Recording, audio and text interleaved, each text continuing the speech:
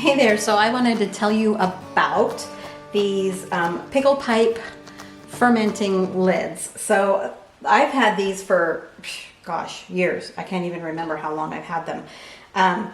These are a Masontops product and they're called Pickle Pipes.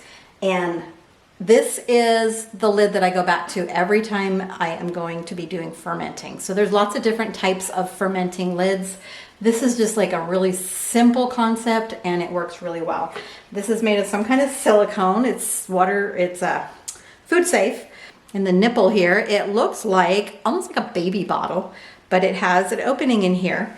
And as you are fermenting, what you do is you put your food in here, your brine, and then you put this lid on. When you do it right, it will ferment and it releases gases.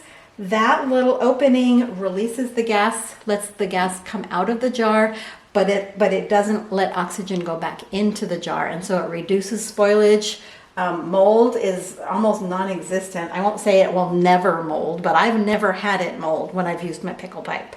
So it's a wide mouth. I like using half-gallon jars when I'm doing a mixed. This is just a mixed batch of carrots and pickles and garlic and all kinds of stuff.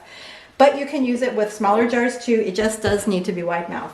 What you do is you put your food in there, you put your brine, you put the pickle pipe lid on there, you put your screw band on, just a standard screw band like you use for canning, and then you set that aside for a few weeks. Your food ferments and it's really good. Pickle pipe, this is the one I go back to every single time. It's Masontops and it's a product I really love and I really support.